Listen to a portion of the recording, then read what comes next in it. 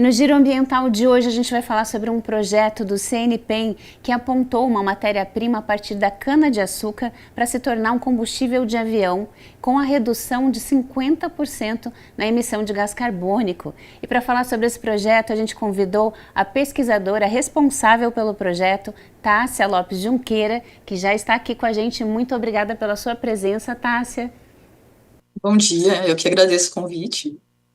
Tássia, conta pra gente como é que foi esse projeto, como é que ele surgiu, foi uma descoberta espontânea ou vocês perseguiram esse resultado desde o começo? Bom, aqui no CNPEM a gente já vem trabalhando, né, com biocombustíveis, né, a gente tem uma larga experiência com etanol e mais recentemente, né, com a necessidade da transição desse setor de aviação, a gente começou a olhar para as rotas de produção de combustível de aviação sustentável, que a gente chama de SAF. Então, existem várias rotas, né, e tem-se uma limitação de algumas delas com relação à matéria-prima. Então, a rota mais consolidada hoje é a rota chamada EFA, que é um processamento catalítico a partir de óleos ou gorduras. E esse óleo, então, ele foi extraído, ele é extraído a partir de uma reação da fermentação dos micro-organismos da cana-de-açúcar?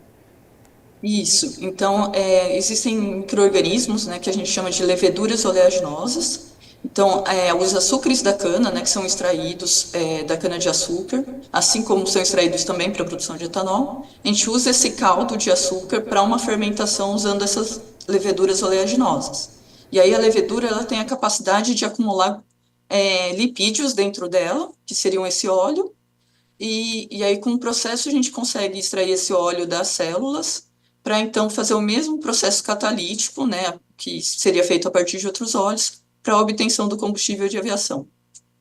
E esse processo é a partir da cana integral ou é a partir do resíduo dos outros processos que se utiliza a cana-de-açúcar, Tássia?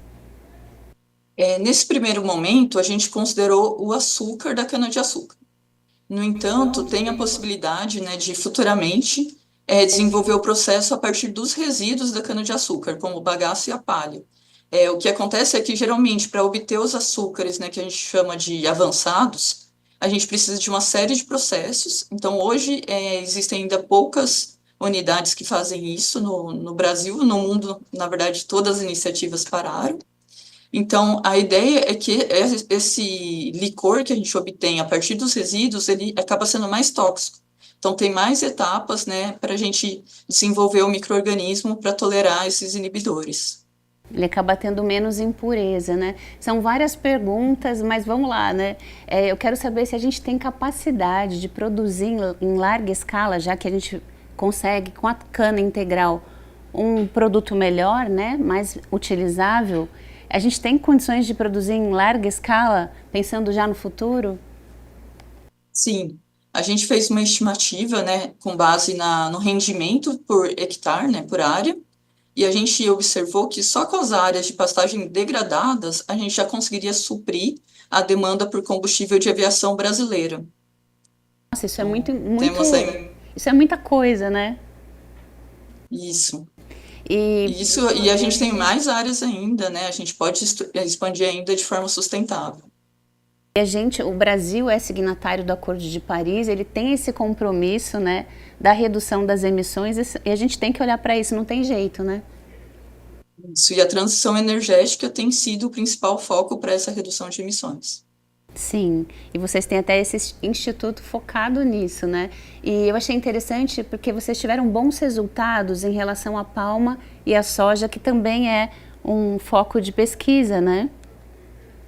Isso, quando se fala, né, desse processo catalítico, usa-se óleos como a palma e a soja, só que há muitas críticas, né, por competição com alimentos, por questão, né, de uso da terra, como é feita essa expansão. E então a cana-de-açúcar ela tem essa vantagem porque tem toda uma questão do zoneamento em que ela pode ser plantada, a produtividade dela é maior do que essas alternativas, né, do que a palma, do que a soja, com isso a gente usa menos terra e aí vai ter menos impactos. Esse projeto, ele já foi publicado numa revista científica importante, né? Mas ele é pioneiro ou ele já foi consolidado enquanto uma célula ali que deu certo, que dá para escalar? Então, a gente está fazendo essa proposta de uso para esse óleo microbiano, né, que a gente chama, mas existem outras iniciativas já para usar esse óleo para produção, por exemplo, de biodiesel ou substituição de óleo alimentício. Mas com esse enfoque de usar para combustível de aviação é um dos primeiros estudos, sim. Tem aí um pioneirismo. Maneiríssimo. E um fato importante, você falou que tem poucos lugares prontos para fazer esse processo, né? Mas a gente poderia usar, inclusive, as usinas que já existem, as plantas que já existem de refinaria?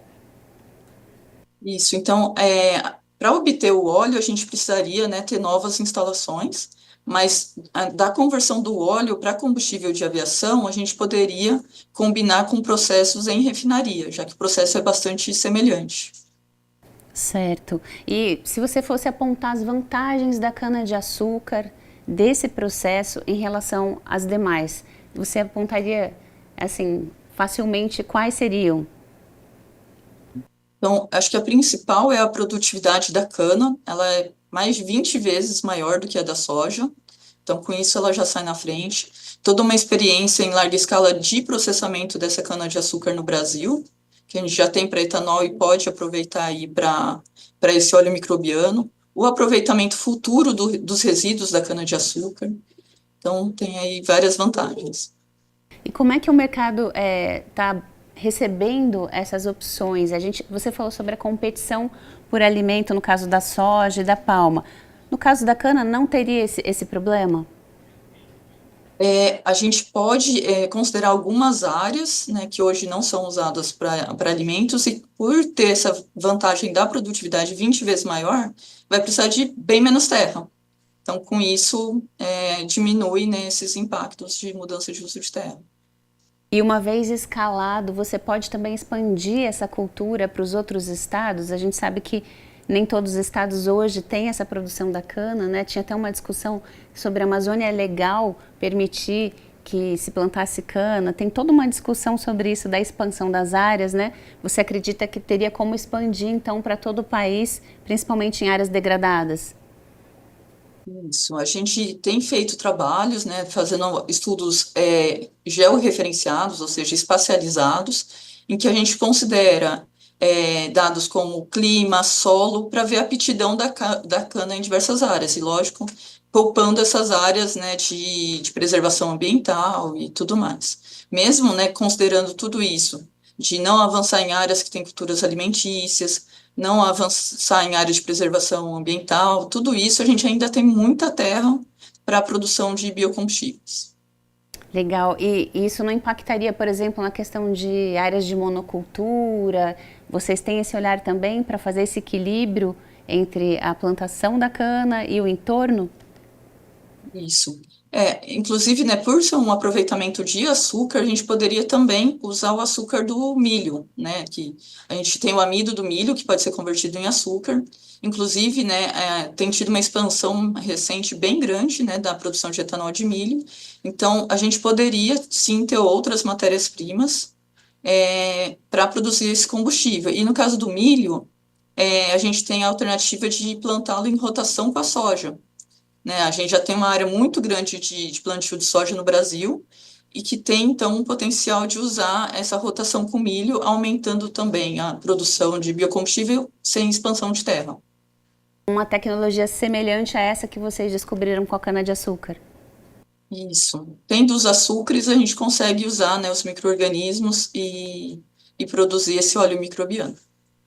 E Tássia, para a gente ter uma dimensão, você saberia dizer quanto é que o Brasil utiliza de combustível para aviação mensalmente ou anualmente, só para a gente ter um parâmetro?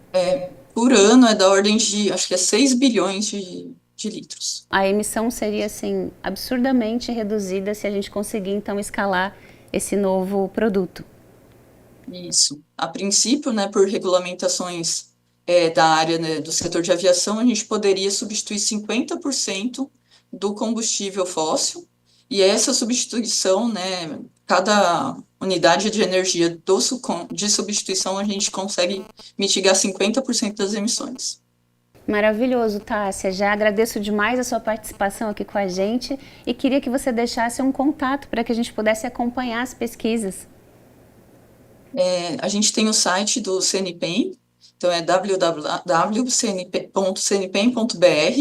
Lá tem os destaques científicos, né? A gente é um centro com várias especialidades, então vale a pena conferir. Muito obrigada mais uma vez pela participação, pelo projeto e pelas respostas que você veio trazer aqui para a gente.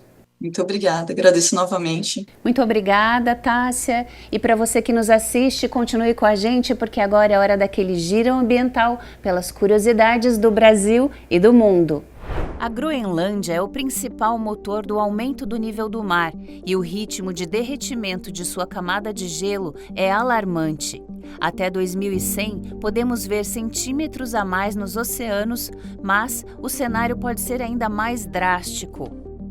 A camada de gelo da Groenlândia está perdendo massa 6 vezes mais rápido do que há poucas décadas, e entre 2015 e 2016, o derretimento foi a maior contribuinte individual para a elevação dos oceanos.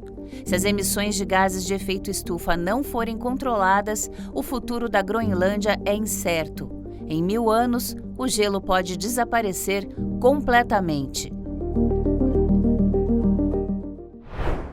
Por que o ato de comer fezes, chamado de coprofagia, é tão difundido entre os animais? Longe de ser um resíduo inútil, as fezes geralmente contêm calorias e nutrientes valiosos que não foram absorvidos pelo animal hospedeiro. A coprofagia pode ajudar os animais a obter calorias extras quando suas fontes de alimento habituais são limitadas, ou adquirir nutrientes que são difíceis de obter em sua dieta regular. O cocô também pode conter bactérias intestinais que dão um impulso ao sistema digestivo como um probiótico selvagem.